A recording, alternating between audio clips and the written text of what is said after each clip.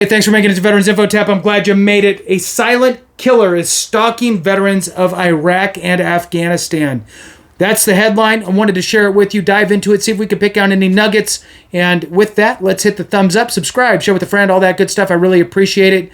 Two things. I have a second co-hosted channel, which I've talked about several times. I'm just getting the word out, called Veterans Daily, co-hosted, so you get some back and forth dialogue, different perspectives and viewpoints. Veterans Daily, check it out. Good channel. And then the other is, if you want to support the channel here in other ways, consider being a member. It helps me to find you quicker in the comments. You could do so by going to the homepage. You'll see the members highlighted there, and you can click the join button. All right, so let's jump into this one. So a silent killer is stalking veterans of Iraq and Afghanistan. Cancer strikes GWOT, so your Gulf War or your global war on terrorism. Vets at rates that recall Agent Orange. Wonderful. We're just always just slapped with bad news, right? So we're not doing enough to support them is the kind of sub headline here.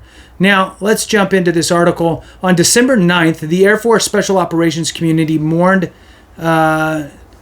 Alan Yoshida, a combat controller who deployed with an Army Special Forces team into Afghanistan in the first days of the global war on terror in 2001.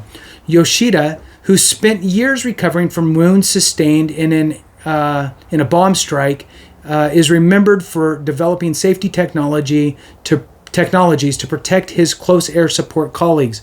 But he could not escape the silent killer that stalks so many GWOT veterans: cancer.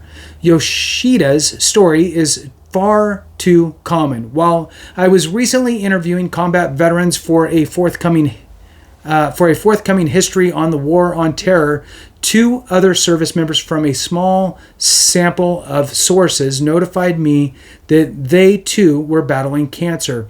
A British soldier who served in Iraq and Afghanistan spent this year undergoing treatment for lymphoma, and a German Army air controller with multiple Afghanistan rotations had just been diagnosed with prostate cancer. In fact, combat veterans of post 9/11 wars are disproportionately affected by cancer. When the war on terror officially ended on December 31st, 2022, the Pentagon's official count noted 3,965 U.S. service members had been killed in direct combat, while a further 1,180 died in incidents not directly related to combat. In total, our nation's longest war claimed 5,145 service members on an average of 257 per day. Wow. Yet between January and May of last year, 108 GWOT combat veterans are known to have died of cancer, according to researchers at the Hunter 7 Foundation. That's nearly equivalent to the pace at which service members died in combat during the war. And those 108 cases represent only the ones reported to the foundation. An estimated 2 to 3 million U.S. service members were deployed in America's post 9/11 wars, according to the statistics collected by the National Library of Medicine. More than 500,000 have been diagnosed with some form of cancer since 2001. That is an extremely high rate of cancer in an otherwise healthy cohort of individuals under 40 years old, according to a 2020 study in the Journal of Military Medicine that suggests combat and other service-specific factors as possible causes. And yet, this quiet epidemic has gone largely unreported, sparking little action. The current silence is hauntingly similar to the indifference Vietnam veterans experienced following their service in Southeast Asia, which left more than 650,000 of them suffering from Agent Orange exposure and subsequent cancers and other exposure morbidities. In the long fight to pass the 2022 Pact Act in Congress, which mandates health coverage for broad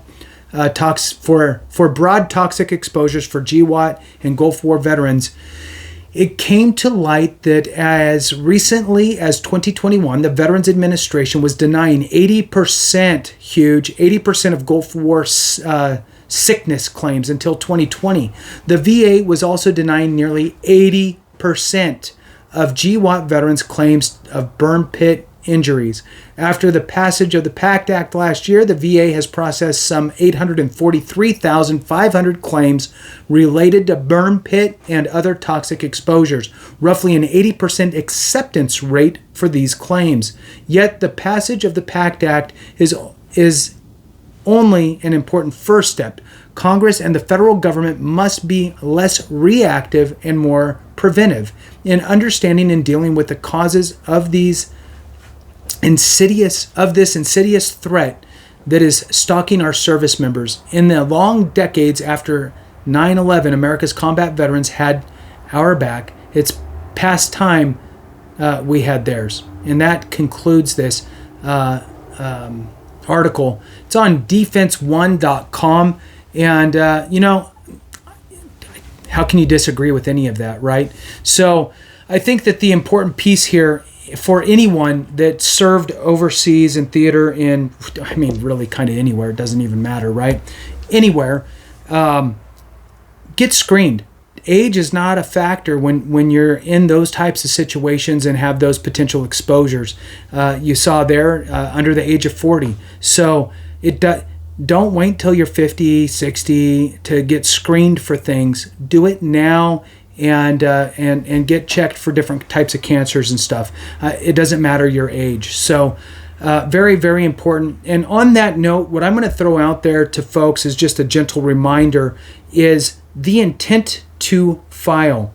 Okay, the intent to file, which is the 21-0966 is the form, 21-0966. Intent to file. File that form. There's no harm in filing it. File the form for the just in case factor that you want to file a claim later.